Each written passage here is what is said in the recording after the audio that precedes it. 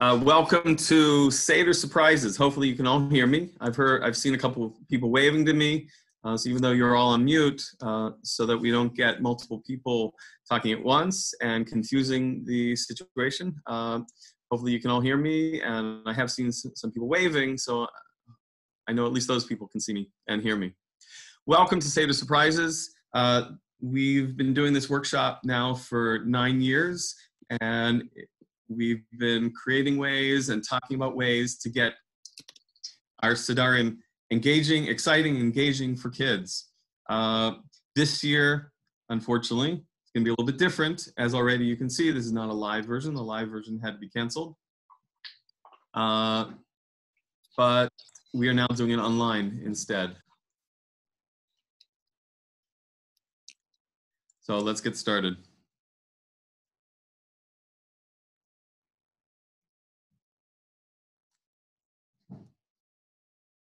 So wouldn't it be fantastic if our kids anxiously awaited the Seder, were active participants in the Seder, asked questions, answered questions, were awake the whole time, were excited and engaged in the Seder? You may think I'm dreaming, but it really is possible. The Seders really can be fun, both for the kids and for the parents. It does take a little planning. It doesn't take much. It does take a little effort, but again, not much. Some of the ideas that you'll see were conceived and implemented with really only 2 hours before candle lighting. So some of these ideas do take a lot of effort, but some really don't take very much at all. I've tried to focus this year's workshop in a way that is more appropriate for this situation this year. As most likely, there are many of us who may be making Sedarim for the first time, and will make it with small families and not with the huge gatherings. And we may not be able to go out and shop the same way we did before and have the same plethora of items available to us that we did in the past. So I've tried to focus the workshop in that way. In addition, because a lot of our children are now home with us all day and can't go out, can't hang out with their friends, they're going to be home with us during the Chag and also during the week. So there are going to be ideas toward the end, at least for some of the older kids, for games and puzzles and brain teasers that may keep them busy and help us keep them busy, not necessarily during the Sedarim, but during the rest of the week. A friend of mine, Marie Spiegel, who does workshops similar to this, has made a comment to me that the lesson that is enjoyed is the lesson that is learned well. Self-explanatory. Anything we enjoy, we're going to remember. And the same thing with our Sedarim, and the same thing with our kids at our Sedarim. If they think the Seder is dry and boring, they're not going to enjoy it. They're not going to remember what we're trying to get across to them. Yet if they enjoy it and they're engaged during the Seder, the messages that we are trying to impart to them, they will take home. Lest you think this is non-halachic, thank you, Rabbi Shaiwitz, for pointing out to me that even Rambam agrees with this. So in his Hilchot Chametz Umatzah, his section on the halachot of Chametz Umatzah, effectively his halachot of Pesach, he says what changes should be made. You should give him roasted seeds, okay? He was not Ashkenaz, and nuts. The table should be taken away before they eat. Matzot should be snatched from each other. Rambam lived 1,000 years ago, and we're still trying to steal the afikomen from each other. I think that's kind of amazing. And then he goes on, Uchiyotse badvrim ha'elu, and things like that. So even Rambam, I think, would agree with some of the things that we're going to be talking about here tonight. Before we start, just a couple thank yous. Thank you to the adult ed committees of several shuls in Tinat, Rinat, Shari Tfila, Beth Aaron. Thank you to the YPA of Yavin Academy and the Parents Association of Yeshivat BPY for helping put together this workshop, as they've done for many years in the past. This started as a workshop back with Shari Tfila almost 9 years ago, and some of the other kihilot have joined on. Special thank you to Shir Shaiwitz, the Rebbe in our shul, who has been an amazing sounding board for me, listening to some of the ideas that we've come up with over the years and giving me ideas of her own to run with. And a special thank you to her husband, the Rav of our shul, Rabbi Kenny Shirewitz, and the RCBC for helping to take this workshop online in this special year where many of us are at home and really are looking for something special, both to do tonight and also to do at the Sedarim, to make our Seders special in the middle of all that's going on around us. And of course, a special thanks to my wife and all the other Soldans who put up with my antics. Couple guiding principles that we had not created ideas going in, looking at really with these principles in mind, but looking back, seeing what has worked.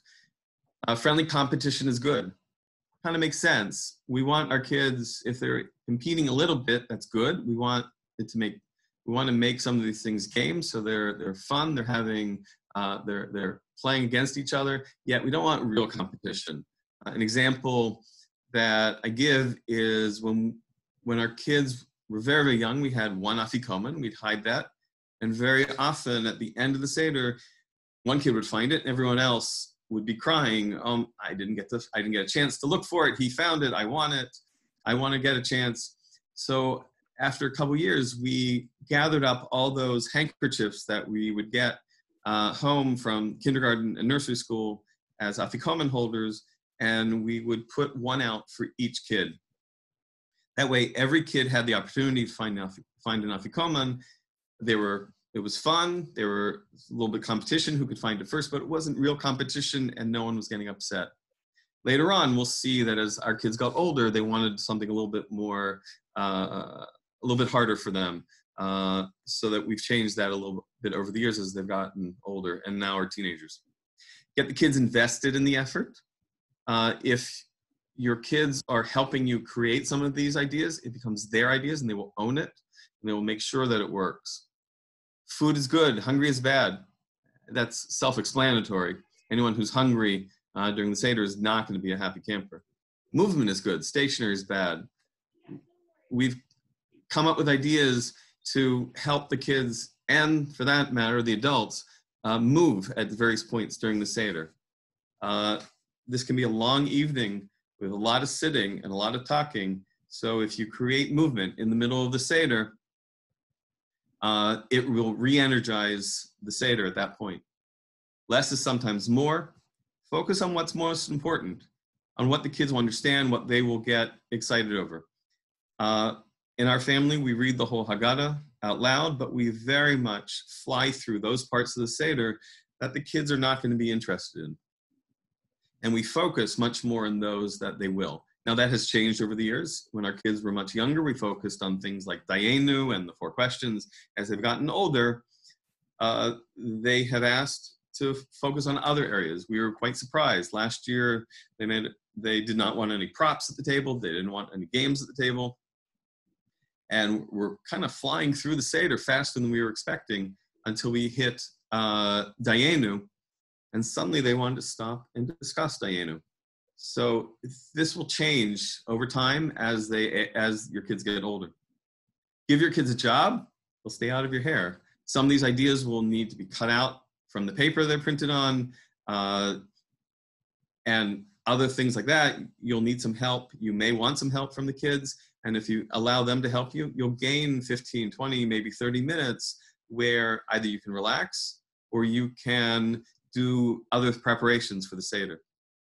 Loot is good. Goodie bags are a child's best friend. My younger daughter taught me this one. She said, don't you know that at birthday parties, it's what we wait for at the end? And if we don't get a goodie bag, it's not the same. The kids, at least my kids, were very excited to get a goodie bag and get to take something home. So a lot of these ideas are things that are passed out or thrown around the table, and they'll be able to take them home with them. And yes, they'll get stuck under a pile of dirty clothes, and 6 months later, they'll be dug out, and the kids will look at it and say, oh, I remember the Seder. I remember what we did at the Seder. And that was fun. And that'll reinforce some of the ideas and some of the concepts that you tried to impart at the Seder. Do try these at home. But do not try everything. This is excerpts of 25 years worth of Sedarim, that my wife had put together even before we had kids and we were doing Sedarim with our nieces and nephews. It just takes a couple ideas to really create a fun and engaging Seder. You'll see a ton of ideas and it'll seem overwhelming. They will be if you do all of this. No, don't. Do a couple ideas and even take some ideas into future years, but make them fresh. As you'll see, there are ways to take some of these ideas and change them just a little bit so that they become fresh for the next year. You also want to save ideas for future years. You can't do everything. Just do a couple things, and that really will be enough to change your Seder. Now, if this were the live version, anyone who's been at live version will know that at this point I ask, when does the Seder really start? And lots of hands go up, and lots of people say, well, it starts when you sit down at the table, at Kiddush, at Kadesh. And that's technically true. But I would argue that really the Seder, you can push that back a little bit. You can set the mood for your Seder even before that. In our house, hopefully you can see my cursor. We put in, across one doorway, we put a blue tablecloth. And that's very obvious what that's going to represent. That's the splitting of the Red Sea. Across a doorpost, next to our dining room, we put another red tablecloth, although we've used red oak tag, we've used red paper, and that's to represent the dam al mashkof, the blood on the doorpost that the Israelites painted on the doorpost in preparation for when they made the Korban Pesach, in preparation for that last night before the Makat B'chorot, for the plague of the firstborn. And at least now our kids know what to expect, but that first 1 or 2 years, they were asking, what's going on? What is this? So it set the mood back a couple hours and created a mood that something special is happening that night, and something's going to be going on that's out of the ordinary that night. And if you've had lots of Sedarim and not done this will again create an atmosphere that this Seder tonight is going to be a little bit different than what we're used to in the past. Now, this is our Seder table from, I think, 2014, and you can see on it, this is a blow-up snake sword that we got from Oriental Trading. I'll put the websites up later. With the head of this is a snake, so it's reminiscent of Moses' staff that he threw down in front of the magicians when he first meets Paro. We have little bendable wild animals, also from Oriental Trading and from Rhode Island Novelty, that you can put on the table. I think somewhere on here is little paper hay, basically shredded paper, or the hay that comes from Easter baskets that we put on the table, along with some origami bricks to represent the bricks and the hay that the Jews used to make the bricks, and that was taken away from them after Moses visited. There are some plastic frogs on the table. There's some origami frogs on the table that we have the kids make. These are some of the things that we have on the table. The wine bottles have special wine labels that we put on them that had in jokes for the family, or had references to Pesach, and had lots of little teaching bits on them that if they look closely could gain some educational aspect from it. Also, in these little cups are points that we would pass out to get the kids excited at the Seder, and we'll show more of that later. This is our table last year. You can see over 5 years, as our kids have gotten older, the table's changed. Some of the things on it, I found a little ceramic frog that's reclining. It's kind of cute and reclining. I found this at CVS one year, which this year you're probably not going to be able to find. They're the snake swords again. I think a lot of people are going to have little plush or stuffed animals around the house. One of them might be a sheep. And some of these you most likely can order online and get either from Oriental Trading or off of Amazon. Also on the table is a stuffed louse for kinim, for lice. I found that on Amazon. My wife's not a fan, but I have to say I liked it, so I left it on it. We have place cards that I'll show you a little bit more later. Also, you can see a mural in the background that I found from Oriental Trading of Moses splitting the sea. And happens, this mural, if anyone was at our workshop last year, I actually raffled one of these off. It happens that Moses comes right across our window, so it's perfect placement and really looks kind of cool. Unfortunately, this is not sold anymore this year. So you can't get this, but there are a ton of others online. And if you look behind me, there's one that I found on Amazon for, I think it was $16, $17. There are a number of them. Some of them may be delayed this year. I hear Amazon is delaying their shipments, but some are still, I looked just this afternoon, some are still with 2-day shipping with Amazon Prime. In a second, I'll give you a better picture of what's behind me. This is what's behind me and what's going to be our mural this year for the Seder. Again, we can reuse these. I just got a new one because I knew the other one wasn't being sold again this year, so I wanted to get something new for the workshop. But lots of them online. They're fantastic, and they really do set a mood. Now, you can do other things more than just setting the table, and I do encourage you to set the table early if you can. One, it creates a mood that you're not just waiting until the last minute to get ready, but also the kids will see that there's all this interesting stuff on the table that they're not used to seeing, and they'll start thinking something new is going to be happening this year. We've gotten a blow-up swimming pool that we've put out in our living room. So as our kids walk around the house, they see the swimming pool with a blue tablecloth in it and a basket, I think that came with some gift basket, probably from Purim. And we took a baby doll from one of our kids and stuck that in the basket. And it's fairly obvious what that represents. And the kids will get that fairly quickly. This represents Moses in a basket on the Nile, waiting for the daughter of Paro to find him. Now, you can move this idea of setting the mood back even further. Anyone who's been to our talk has seen this in the past, where in the week before Seder, when our kids were younger, we sent letters out to our kids. One from Moshe, put it in an envelope, stamped it, mailed it, and our kids who were not used to getting mail get this letter in the mail. They open it up and it says, from Moses, what's going on? And you can throw stuff in there that's educational. You can say, we're getting ready to leave Egypt. Make sure you're ready. We're gonna have a Korban Pesach. We're gonna put the blood on the doorpost. You can put little teaching aspects in there to teach about the story, and it's not really teaching because they're just reading it and having fun with it.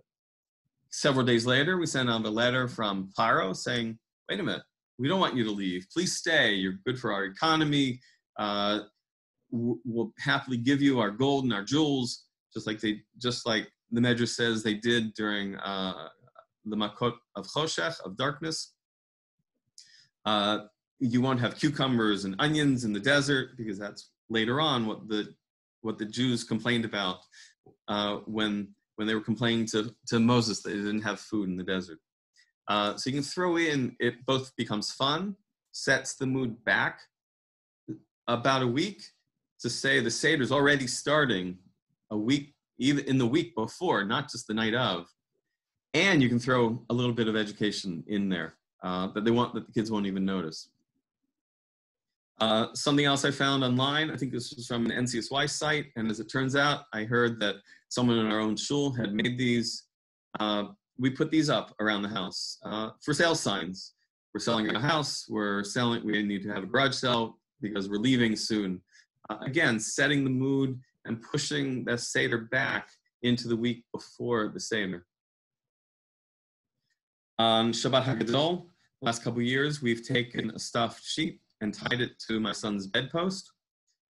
This is in reference to Shabbat HaGadol, when the Jews picked out the sheep that they were later going to be using for the Korban Pesach.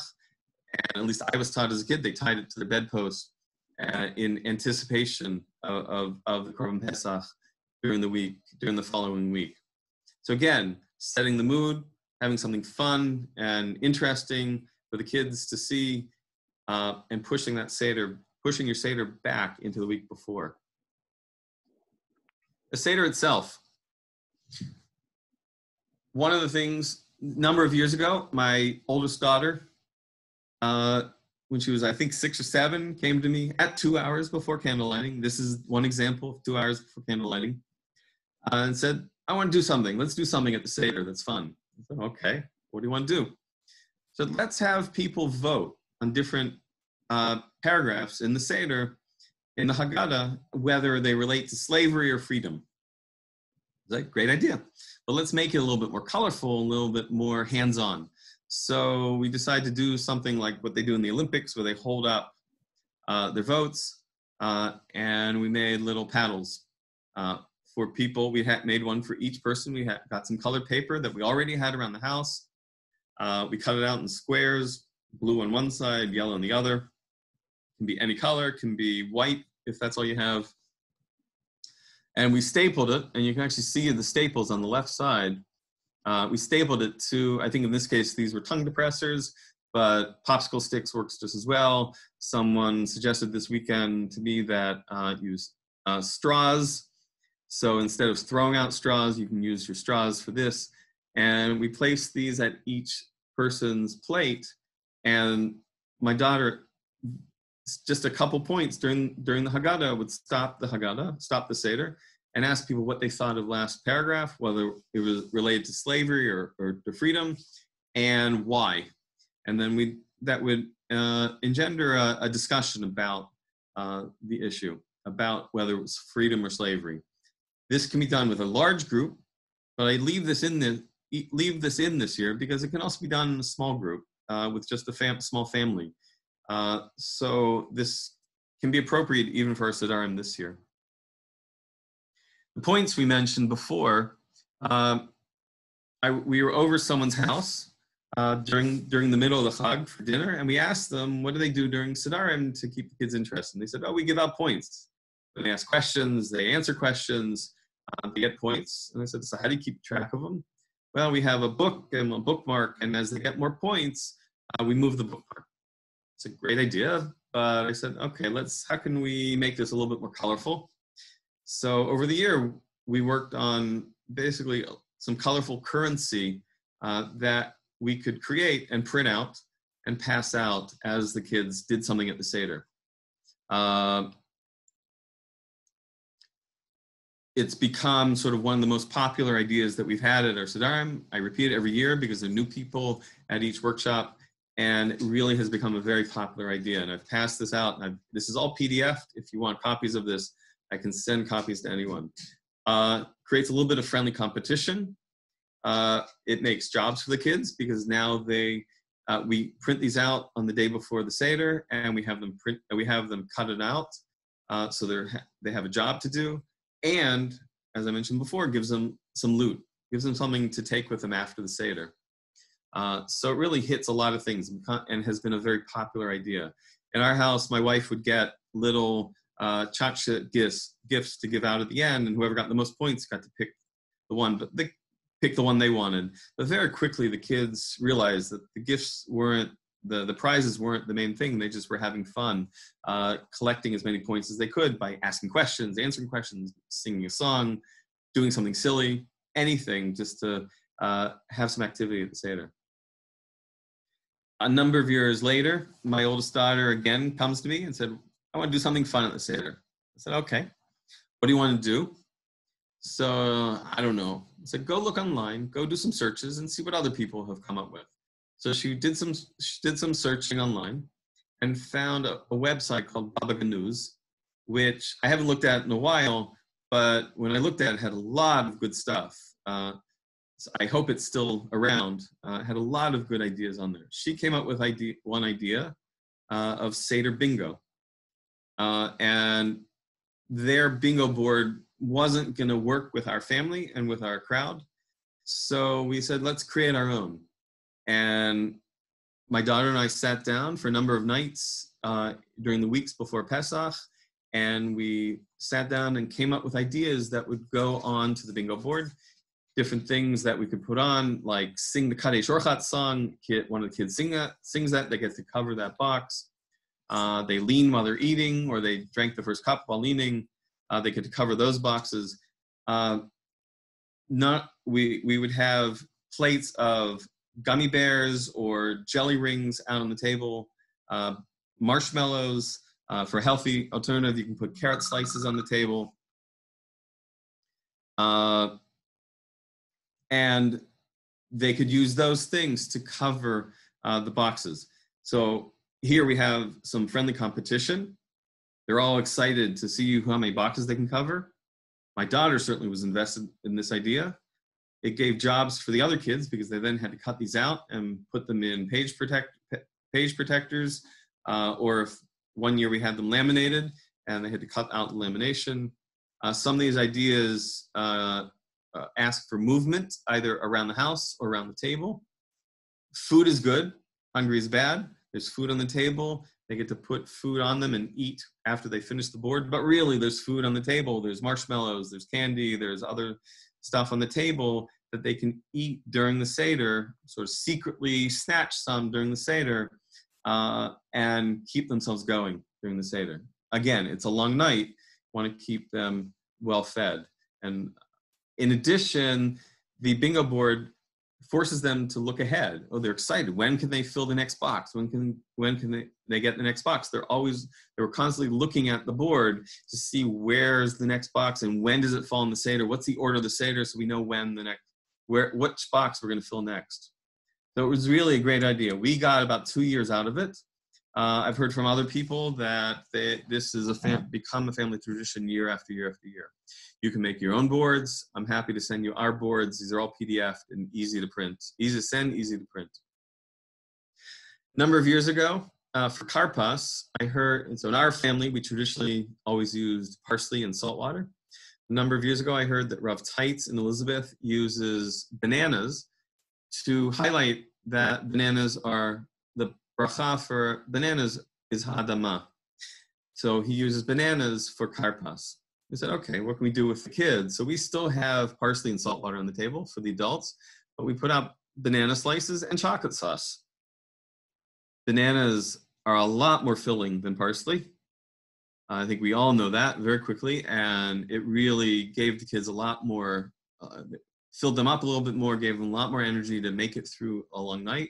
The chocolate sauce is a little bit of sugar, also a little bit of caffeine, and that was not a small part of the equation here. So it really made a great way to give the kids a little bit more food along the way. We left the banana slices out and the chocolate sauce out on the table so that even after karpas, the kids could grab samples and grab banana slices. We used toothpicks in them so they could grab them and dip them even during the rest of Magid before dinner. So it really kept them going in a nice way. This year, we're going to be doing something a little bit different. And thank you to Dr. Howie Kaufman and Micha Kaufman for the idea.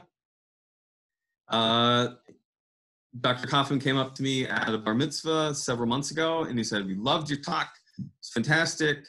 We used one of your ideas for the makot, but let me tell you what we did for karpas. And he said, we made French fries. So there's a custom of using potatoes as karpas.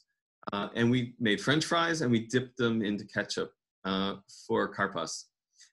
I fully intended on doing that this year. I turned to my son's standing next to me as he's telling me this, and we both looked at each other and we said, we have to do this. So we're gonna make oven fries this year. And that'll be at least one version of our karpas this year. Now, if you've already seen the points and you've seen the bingo boards, you know I'm not gonna stop at just that. I like making graphics. So I ordered online these little pouches that you get for takeout when you get fries as a takeout at a restaurant. And I made a little label for them that's a little bit more colorful and has lots of little educational tidbits on it that you can already see. 5 guys. Okay, well, that's a local restaurant, but it's also, one of the paragraphs in the Haggadah talks about 5 Rabbanim that had a Seder together. And they met in Bnei Brak. They kept talking about Yetziat Mitzrayim until dawn, until their students came to them and said, it's time to already say Shema in the morning. So there are lots of little educational tidbits that you can throw on this, making it a fun way to teach about the Haggadah, teach about other aspects of the Haggadah while you're doing karpas. Thank you again to Dr. Kaufman and Micha Kaufman and In Micha Kaufman's Chut, I certainly intend on using this, and I'm glad to pass this on to other people.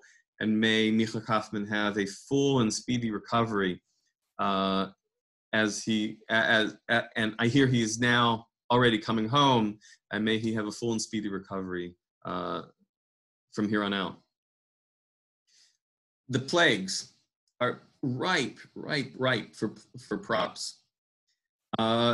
These are some of the ideas that we've used for plagues, for the makot. For blood, I think one year I took a can of cranberry sauce and poured out the juice into a bowl and just left that on the table, and that was it. That's all we did that year. We've made cups of red Jello and had that on each person's plate as they started. We've used red food coloring. We've used red drink mix. The red drink mix you may want to try first because sometimes it doesn't dissolve well, but those are some of the ideas that we've used for blood. Frogs. We've collected all the stuffed frogs that our kids have collected from different birthday parties. That when I've been in Amazing Savings, although I hear Amazing Savings is now officially closed for the quarantine, we've collected all different frogs along the way.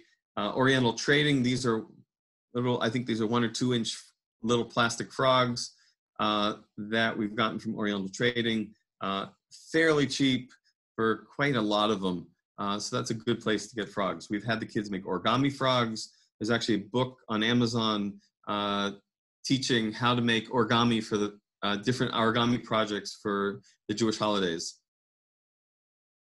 Kinim, lice. That was always something, for a while I couldn't figure out what to do for that. And then I'm standing in the supermarket and I see Kashla Pesach ice cream sprinkles. And the light goes off and I said, aha, this is what I can use for kinim. So we put that out in a bowl for kinim. We were at a friend's house for Seder a number of years ago, and they threw around confetti around the house. And that was their version of kinim. I haven't seen others. Other people may have other ideas, but those are really the two that we felt that worked well. As I mentioned before, I found a stuffed louse, a plush louse on Amazon, and put that on the table. I think it's kind of cool, but some people in my family don't. Wild animals. So Oriental Trading and Rhode Island Novelty are great places to look for things like this. We've found these little bendable plastic animals, tigers and lions and elephants, and representing wild animals. Maybe not for this year, but for future years, whenever you're in Walmart or Target, look in the clearance aisles, and you'll often see these large plastic animals that you can buy for pretty cheap. We've rated all our kids' toys and pulled out their plastic animals. I think one kid had a Noah's Ark toy, and we took out the animals from there. And those are other things we've used. Dever, so the animals die. So for some of these, we'll push off the table, or the large ones will tip on the side. That's some of the ideas we've used for Dever. For Shchin, for boils, we've used bubble wrap. You can make little strips of bubble wrap or cut out single bubbles, and using double-sided tape, you can tape that on to your face. Mini marshmallows can work for this. You can bite off one end and stick that onto the face. I've had people tell me that they've ordered from Staples. Again, this year I want to give you ideas that you can get online. People have ordered from Staples red circular labels that you can take the little circles and stick on your face as a representation of boils. A rod, hail. So the marshmallows work well. You can throw those around the table. Ping pong balls. I think we got these many years ago at one of the large big box sporting goods stores that's now out of business. And I hear another one is just recently going out of business. But you can get these online. You can get these pretty cheaply online. And they work well for hail. Locust, arba. So I think one year I got a tub of bugs at our local educational store, but really, I found Oriental Trading and Rhode Island Novelty to be great places. You can get a lot of these insects for pretty cheap. You can get a lot of them. So that's really the place I go now. If you want, you can pick out the ones that look like locusts and use those as opposed to all the insects.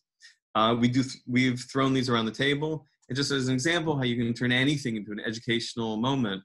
There's one year we're throwing these around the table. And when it comes to as we're saying, the plague of Arba, the plague of locusts, and one of them lands in the cup of my daughter's friend. And oh my God, what's happening? How can you do that? How horrible. I said, wait, this is perfect. This is absolutely perfect. And they're looking at me like, what are you talking about? I said, how'd the story start? I don't know. The Jews went down to Egypt. No, go back before that. What happened before they went down to Egypt? Well, there was Joseph. Aha. What happened to Joseph? Joseph was sent down to Egypt. He was put in jail. Ultimately, he interpreted the butler and the baker's dream. What was the butler's dream? That a fly landed in Paro's wine cup and he was put in jail. So even the mistake of throwing these around and one of them landing in a wine cup can lead to an educational moment. For Choshech, we don't turn lights off in our house, but we pass out sunglasses and put them on for the moment. We gather sunglasses from various birthday parties and goodie bags that our kids have gotten at birthday parties. Oriental Trading, Rhode Island Novelty, again, very good places to get a lot of these for fairly cheap. Makat B'chorot has been something that's been very difficult for me to come up with ideas that are appropriate for kids. I find it very difficult to come up with ideas that won't be too intense for the kids.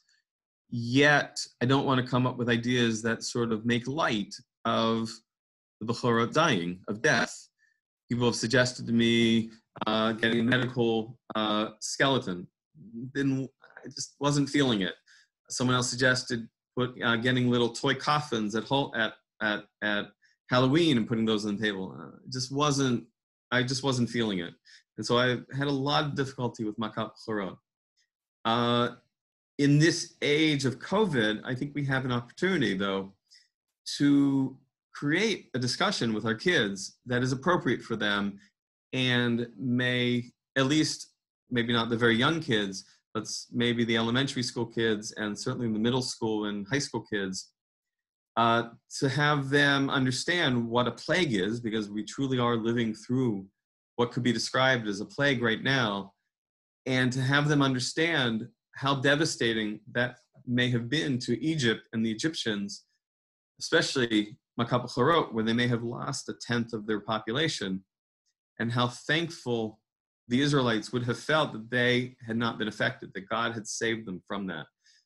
So we may actually have an opportunity this year to create a discussion that's appropriate for our kids to bring in, to teach about Makat B'chorot that we might not have had in past years. At the end of the Makot, the end of the 10 plagues, we stopped the Seder. And the first year we did this, all the kids were like, what is going on here? What are you doing? We stopped the Seder. We have everyone, including the adults, get up and we walk through the house, walk from our dining room, across our hallway, through our living room, through the blue tablecloth, in other words, through the Red Sea, and then we come back to our table. And that's what we did the first year we did this. We like this idea. It stops the Seder, gets people's juices flowing again. They're moving. They're not sitting. Gives them a break from sitting for so long. And this has become a lot of fun and re-energizing to our Seder. But rather than sort of do the same thing year after year, we've taken the same idea and sort of made it fresh each year. So one year we took that idea and I found a stick in our local park. And I wrote on it, Tzach, Adash, Bachav, that's an acronym for the 10 plagues, Dam, Sfardei, Akinim, Arav, Dever, Shchin, Arad, Arbe, Choshech, B'chorot. And that's, at least I was taught that traditionally that's what was engraved on Moses' staff. And as we're walking through the house, we split the sea with Moses' staff, and then walk back to the table. Another year, we printed out copies of Az Yashir, and this is the prayer that we say every day in Shacharit, but there's also the song that the Israelites sang as they're crossing the Red Sea. And we would sing at least the first couple lines as we're walking through the Red Sea, and then we switched to having one of the kids carry the staff and split the sea. Another year, as we're approaching the section of the plagues, I politely excused myself to go upstairs and quickly changed into a pyro costume. And as the rest of the Seder is progressing along and finishing up with Makot, and as soon as I finished the Makot, I ran downstairs and yelled at everyone to get up and yelled at everyone to start moving through the house and through the Red Sea. And reminiscent of the story, of this part of the story where Paro, after the 10th plague, is now pushing for the Jews, and the Egyptians are pushing the Jews out of Egypt. Another year, our kids wanted in on the act. I said, what can we do? So they decided they were going to hang tablecloths on the walls of our hallway and print out sea creatures and color them in, so that as we walk back to the table after crossing the Red Sea, we're now walking through walls of water on both sides of us, reminiscent of the phrase in Az Yashir that they walk through the water, miminam, with water on both sides, miminam umismalam, with water on the right and on the left. And then we'd head back to the table. Another year, I think this was 3 years ago, we took that same blow-up swimming pool and moved it just to where we're coming back to the table after crossing the sea. And we put a little palm tree next to it, and we stopped everyone before coming back to the table and said, so what does this represent? What do you think this represents? They're all looking at me like, I don't know. We don't know what's going on. And I said, stop and think about it for a second. Where do the Israelites land after they crossed the Red Sea? And finally it comes out, oh yeah, they landed at the place where the water was bitter. And what happened there? They complained to Moses, and Moses complained to God, who said, stop complaining to me, cut down a tree and throw it into the water, and the water will become sweet. So this is a teaching moment. One, it's teaching the story. One, it's making the walking through the Red Sea fresh because we're adding to it. It's a teaching moment because you can teach about the story. The story doesn't end with the Jews crossing the Red Sea. There's more to it. There are other places that they went to afterwards in the desert. And that's what we did that year. Another year, we, as our place cards, we made passports. And we had them at each place, at each seat, so people knew where to sit. But we then used these, we insisted that everyone take them with them as they're walking through the Red Sea. And when they came back to the table, one of the kids did not want to go through the Red Sea that year, did not want to walk around. He insisted on staying in his seat. And we said, okay, great. You're going to be the one that's going to tell everyone they can't sit down until they present their passport and get a visa. And he would give them a visa that we had pre-printed up already. Again, making the idea fresh. It's the same idea walking through the Red Sea, but now it's a fresh idea. And also added a little bit of our Zionistic ideas behind it, because it became an Israeli passport that they had to use to get into the state of Israel. Costumes we've touched on. So the Pharaoh costume you've seen already. Other costumes we've used for the paragraph of Rabbi Elazar ben Azariah. It wasn't until I was a man of 70 years that I learned when we say Shema, or I deduced when we say Shema. So the story goes that he was 20 or 21 when he was appointed head of the academy, and his beard turned white overnight. So you can bring that out as a representation of that. This is my son when he was much younger, in a slave costume that we made. Basically got fabric from a local fabric store. We've gotten burlap from Walmart. I think you can get this online from Walmart. We've got thick rope from Home Depot, and I know Home Depot is still open and is actually also shipping. So you can create slave costumes. Basically take a long rectangle and cut a circle out for the head, cut off a corner so you don't have to put tzitzit on it. And this, we put one of these out at each seat so that everyone got a costume to wear. And it sort of forced people into a little bit of the mode of ki'ilu hu yatsa mitzrayim, as if you yourself left Mitzrayim, because now they're in a slave costume. Side benefit, which we didn't realize till afterwards, was, especially for the kids, keeps the clothes clean. So this is not just for that, but also because we like the mood that it sets. We have done this every year since. Don't force anyone to put it on. They don't want to force it. They don't want to wear it. They don't have to. But most people at our Seder will wear it. As we mentioned, it's good to have food out on the table. We always have a couple bowls of charoset out on the table just in case the kids want to take some. My wife will bring matzo ball soup out for those that are flagging. I see a couple of people yawning in our audience. So maybe now would be a good time to get some matzo ball soup during this workshop. The bingo boards, rather, I bring some food out on the table with the marshmallows and the chocolate chips and the jelly rings.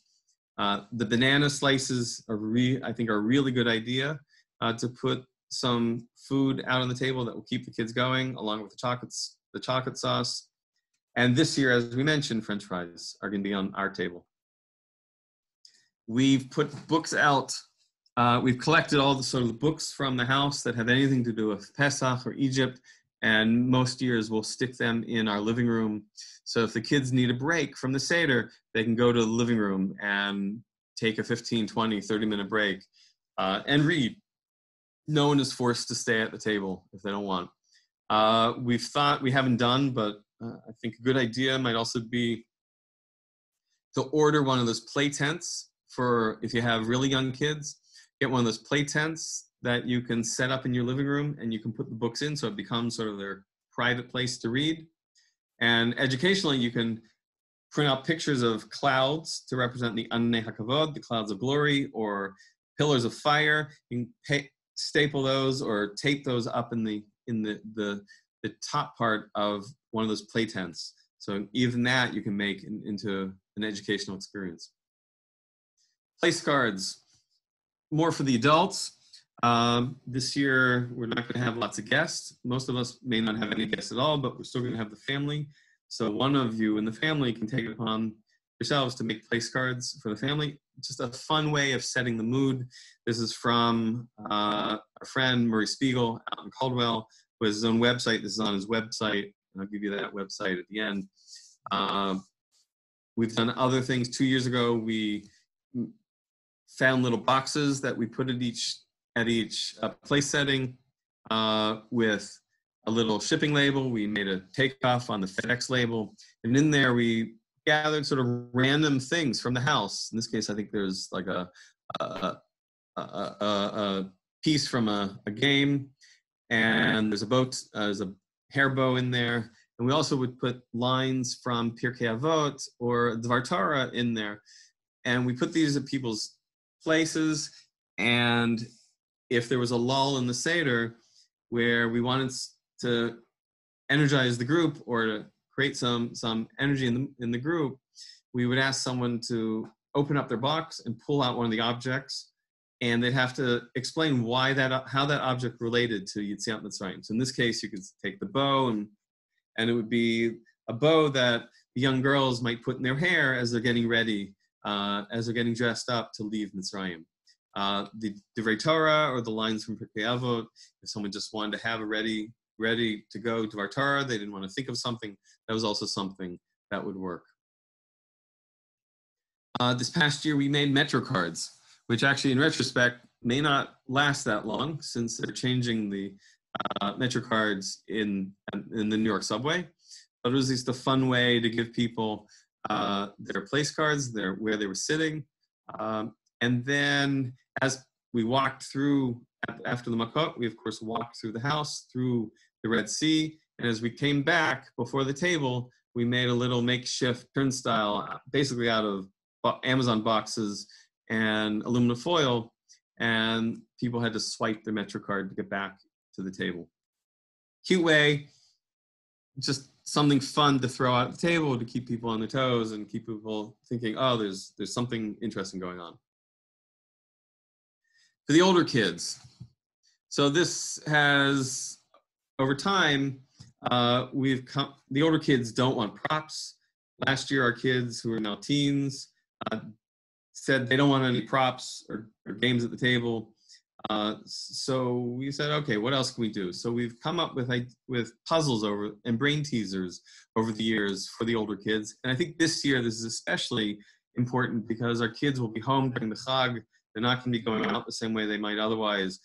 Many people will be home, not at hotels, so they're not going to have the activities that they might otherwise have. And during Chol HaMoed, during the week, the kids will be home also. So we put together puzzles. We made lots of puzzles and lots of brain teasers for them.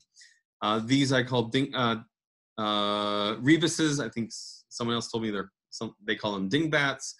Basically graphic word puzzles that if you read them, you have to figure out what well-known phrase they represent. So in this case, he rested on the seventh day. In this case, we have traffic signs, so it becomes with signs and wonders. And this is probably the hardest one.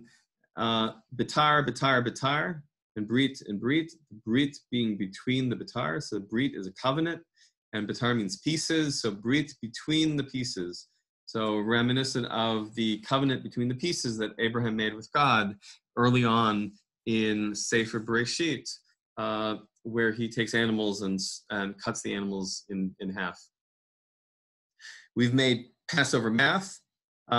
Again, word puzzles that really have become very popular and our kids have really enjoyed.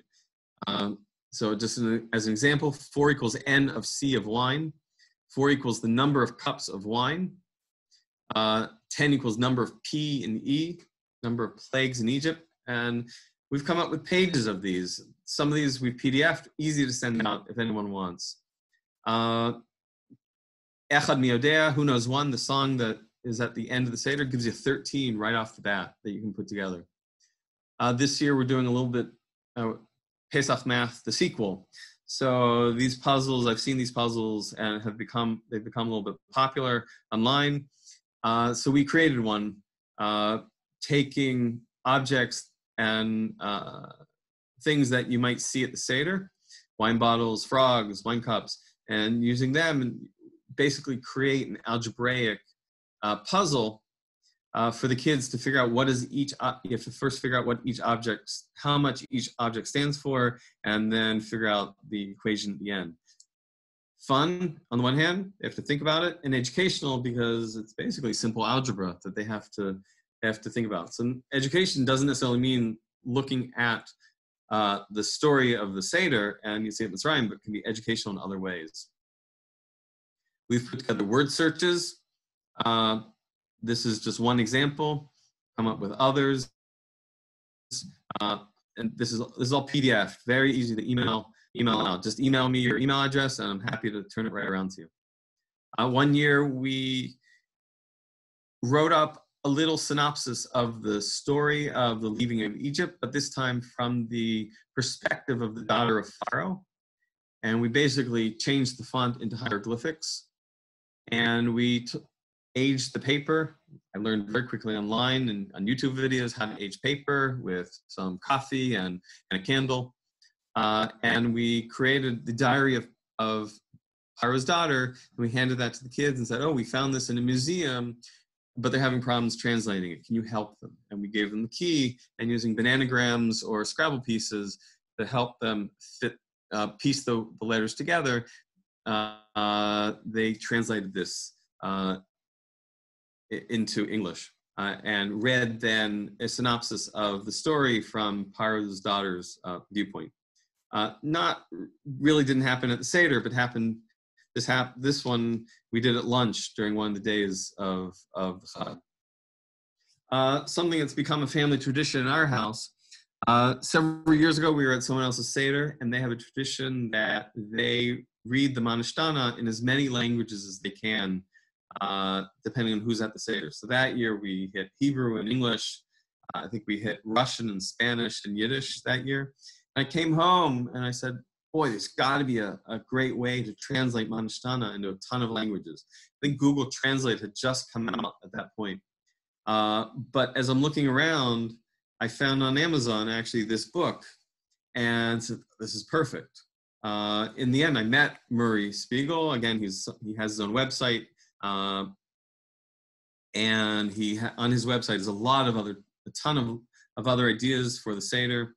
Very good website to go to. But he and Ricky Stein put together this book of how do you say Manashtana in 300 languages. About 270 are real, 30 are made up languages. So in one case, at the first time we brought this out, we pulled this out, and it happens to open up on the plate of one of our friends who is a major Star Trek fan. And anyone knows Star Trek, it falls out on Klingon.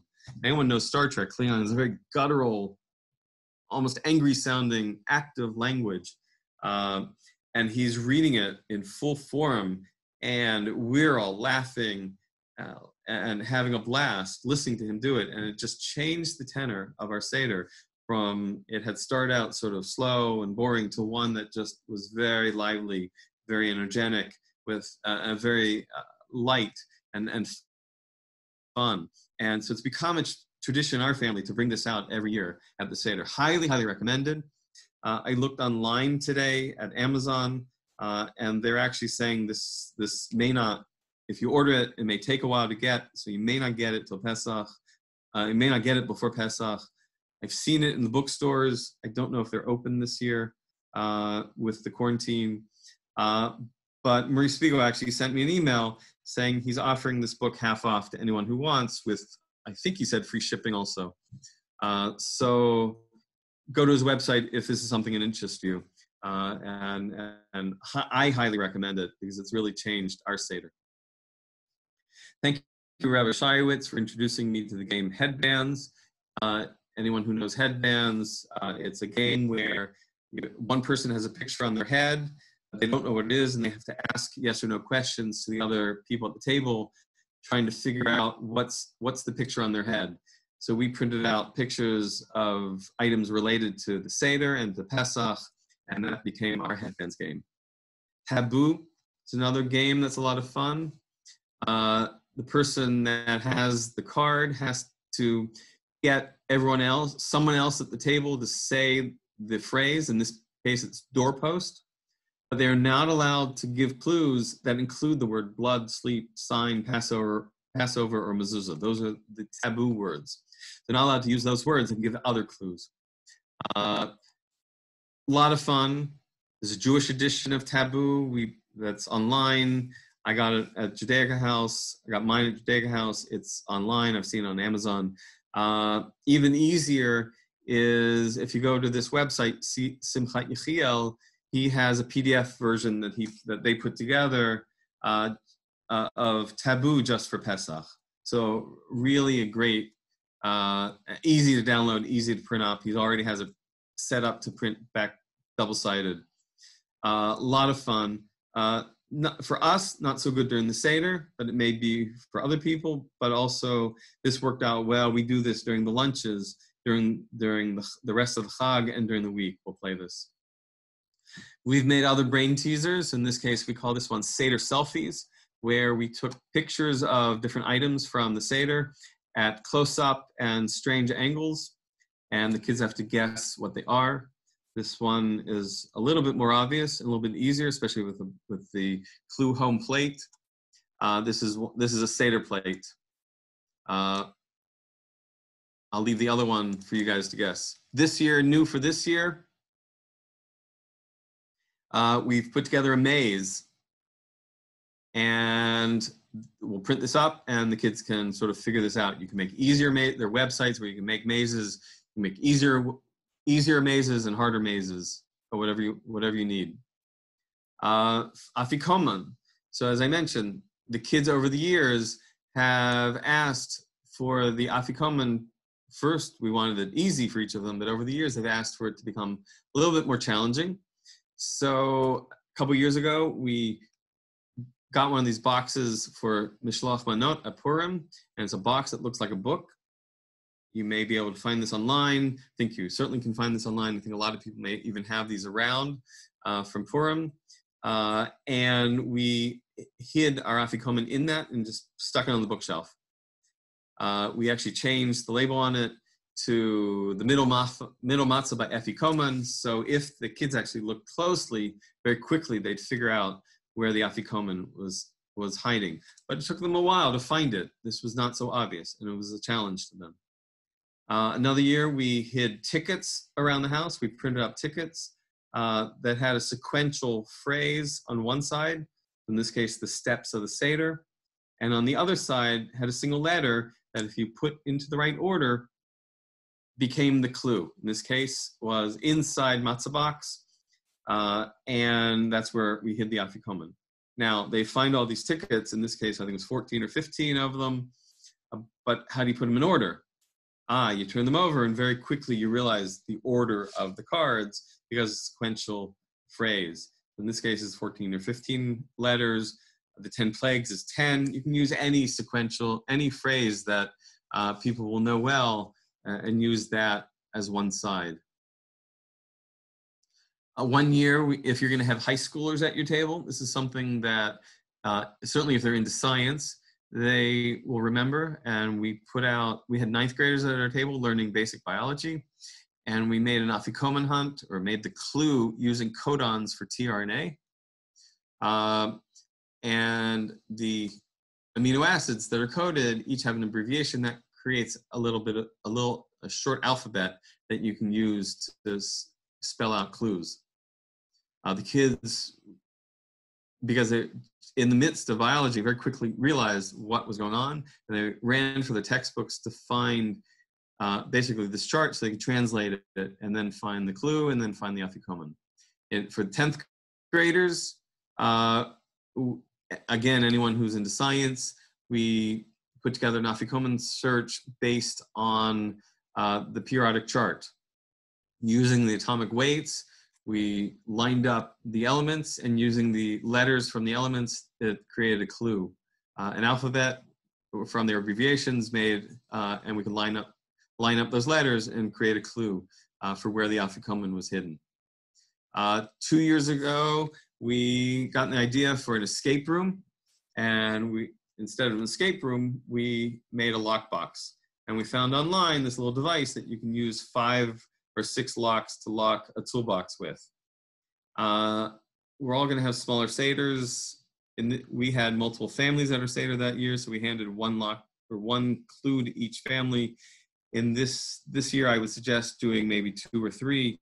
We just got a Mishloach Manot for Purim with the same idea with just 2 locks on it, and it was a lot of fun. It was short enough and easy enough that we could figure it out, but challenging enough that it gave us some fun. This is one of our clues. This is a 3D picture from a website we found online that if you let your eyes adjust, you can see a word come out, and you can put that into the lock. That becomes the solution for the lock. We also spelled it out as, if some people's eyes can't adjust to it, we spelled it out. We made a little poem. They could figure it out also. I suggest the afikomen tends to be late during the night, and I suggest making the clues fairly straightforward, fairly simple. Otherwise, it will be too complicated. This past year, my younger daughter put together a scavenger hunt. And she took a picture of someplace in the house where she was going to hide a second clue. She cut that out into a jigsaw puzzle. We put it into a little plastic bag, and we handed that to the kids at the table. So either an older kid can make this, or you as adults can make this and do this for, if you have elementary. I think the kids at our table were in elementary school, so it worked out perfect for them. She made a jigsaw puzzle out of where she was hiding, a picture of where she was hiding the next clue. I think this is a place on our bookshelf. There was another clue, in this case, another jigsaw puzzle, which they pieced together, found a dollhouse. They went to the dollhouse, found a jigsaw puzzle that came together as our Seder table. And if you remember at the beginning, I mentioned that underneath our table, I taped together an envelope, and that's where I hid the afikoman. I was able to get rid of the afikoman very quickly, offload the afikoman very quickly. I didn't have to worry about where it was. It was right under the table, right in front of me. It was very easy and became a lot of fun because it wasn't the most easy for them to find, but it wasn't the hardest for them to find. They just had to look a little bit deeper than just on top of the table. That was our afikoman hunt last year. We've come up with other puzzles, word puzzles for the kids, and for that matter, for the adults at the Seder. We've put together a number of these over the years. In fact, as I was putting these together, I think this one in particular together, I was in the hospital waiting for a patient to come to a room for a procedure to happen. And we're waiting and waiting and waiting for the patient to come. And I turned to, and all the nurses are bored and they're waiting for the patient to come. And I turned to them and said, I pull this out on my phone and say, let's play a game. Oh my gosh, they enjoyed it. Now the nurses, none of them were Jewish. They didn't get the Jewish references, but the rest of it, the vocabulary, they were having a blast with. And this became a lot of fun. Again, some of these clues relate to Pesach, can be educational in terms of Pesach, but certainly they can be educational in terms of vocabulary. As an example, in Babylonia, they added water to their wine. This is the first clue. That would be, so in this case, the puzzle is Dayenu. Can you come up with words that contain the sound die? So they added water to their wine. They diluted the wine. Or ancient animals would be dinosaurs. You can see we put together a number of these. My son put this one together. Pas is in Aramaic a word for bread. So of course we can't have bread on Passover. So you have to turn bread into something else. So the clue for this one is an unleavened holiday. That's obvious, becomes Passover. Login, password. So we made a number of these, and they're fairly straightforward to put together if you want to make your own. I have these all PDF, very easy to send around. Send me your email, I'll send them right out to you. Last year, a new Haggadah came out where Martin Bodek from SAIC translated the Haggadah into emoji. I think he'll admit himself that he's a little crazy. We got it, and we spent, I don't know that you can use this during the Seder. I'm not sure it's really usable as a Haggadah for the Seder, but I sat with the kids during Shabbat before Pesach and also during the day, during the Chag, and we spent some time trying to translate the emoji back into the Hebrew or English, and had a lot of fun doing it. It was not that easy. Some of these were a lot harder than I expected. Thankfully, in his current edition, he has a glossary in the back. I've seen these still on sale on Amazon, and I think some there are online Jewish booksellers that have it. Again, it becomes a puzzle almost to play with the kids, and brain teasers to play with the kids. Also, a new Haggadah that came out last year is the graphic novel Haggadah, put together by Jordan Gorfinkel. You may know Jordan Gorfinkel. He used to sing in Bitachon, one of the early Jewish a cappella groups. And he's had Jewish comic strips that have run in the Jewish newspapers, including the Jewish Standard here in North Jersey. This Haggadah came out last year, published by Koren. Amazing. The graphics are absolutely incredible. A ton of nuances that really bring out the story and bring out a lot of side points in the story. As just an example, on the cover, there's a picture of the Jews crossing the sea with the water as a wall on the side of them. But if you look at the people walking through, they are Jews dressed in the different time periods. So it becomes a representation of Jews crossing the Red Sea, but as a continuum through the ages, with the same, passing the same story on to their kids, reliving the story, reliving the leaving of Egypt through the ages. a lot of wonderful graphics, a lot of wonderful nuances. It contains the whole text, so it's actually quite usable as a Haggadah at the Seder if you want a chance getting it dirty. It's absolutely beautiful, highly, highly recommended. I looked online today on Amazon. Amazon says you may not get this before Pesach, but Koren, I got an email from Koren saying that they're still up and running and they'll ship it out quickly to you, and they have a 15% discount going on right now. So highly, highly recommended. Again, another idea. We put this together for our kids, but this year I think may be a very worthwhile idea for a lot of people because the kids are going to be home. During the week or two, about 2-3 weeks before Pesach, one year in 2016, one Sunday morning, I got up early and found a couple of the objects that we were going to use at our Seder and laid them out on a tablecloth on the floor and took a picture of them using my iPhone. Nothing more, no fancy camera. I took that picture. I found a website where you can make a jigsaw puzzle. CreateJigsawPuzzles.com. You can see it right there on the box. Uploaded it, figured out how to put a little text on it. And for not that much money, I think it was $25, $30, this beautiful box came in the mail about a week or two later with this absolutely amazing jigsaw puzzle in it. So and again, another very highly recommended idea, especially this year, because our kids are going to be home during the Chag and looking for something to do during the Chag. Was not that hard to do. Their website was not that hard to figure out. I just got an email from the company saying, even with COVID going around, we're still up and running. So I know they're still running and still producing their stuff. Some of the websites we mentioned, I'm happy to send this page around. You can take a picture of it if you want. Oriental Trading and Rhode Island Novelty, those are the top two, have fantastic, lot of little tchotchke gifts and the frogs on there. Have a lot of little things that you can use as props at the Seder.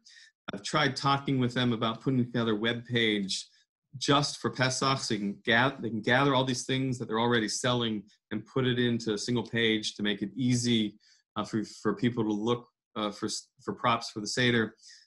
Rhode Island Novelty never got back to me. Oriental Trading, we were trading emails back and forth. In the end, they decided they weren't interested. But they still have lots of great stuff on their website that you can use for your Seder. Seders for You is Murray Spiegel's website, the guy that put together the book, The 300 Ways to Say Manштana. He also has a ton of games and themes for Seder. If you like parody songs, he has a ton of them on there. If you like themed Seders, he has a ton of them on there. Fantastic website.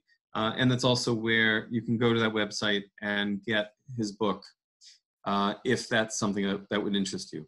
Simchat Yechiel is the website that had the PDF of the Taboo game for Pesach. It's not just for Pesach. He has a lot of games for Pesach to play at the Seder or other times during the Chag. So it's a great site for Pesach, but it's not just for Pesach. They have ideas and games and puzzles for the rest, for other Chagim also, for other holidays also. So an excellent website. GreatJigsawPuzzles.com is the website for the puzzle, and my email is the last line. So please feel free to email me if you have questions, if you want any of these ideas that are PDF'd. Email me. Please just email me in general saying that you were here. I saw that there are up to 80 some people on this workshop right now. Email me, just tell me you're here so I have your address so I can send stuff out to you that you might be interested in. Thank you again to the Adult Ed Committee of Rinat, Shard Fila, Beth Aaron, the YPA of the Yavne Academy, Parents Association of BPY, Special thanks to Shir Shaiwitz. Special thanks to Rabbi Shaiwitz and the RCBC for helping take this workshop online this year, in this special year where it's a crazy year and all bets are off this year because of COVID. Special thanks to my family and to the other, to my wife and the other sultans who put up with my antics. Do try these at home. Do not try everything all at once. Just a couple ideas in any given year are enough. Do send me your email, your name and your email, letting me know you were here. I'll send stuff back to and send PDFs back to of the stuff that you want. Chag Kasher Sameach, have a happy and kosher holiday.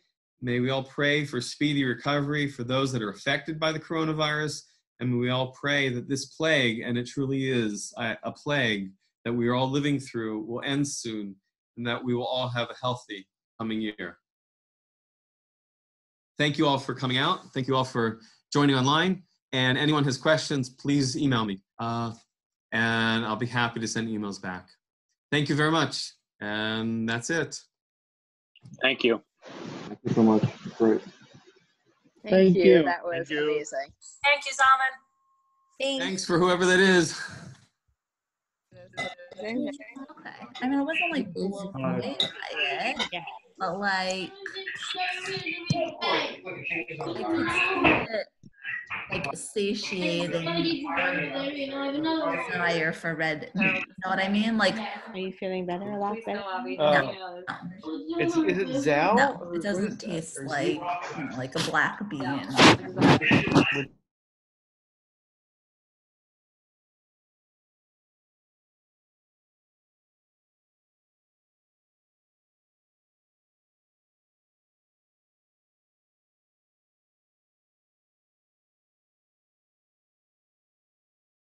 The email, if anyone wants, is zal000@yahoo.com. I'm hoping this was recorded, so we may be able to get it out as a link later, although I'm not sure we actually were successful. I'll find that out later. Again, thank you very much for coming out, and looking forward to hearing all about your Sedarim, even in this very unusual and strange year.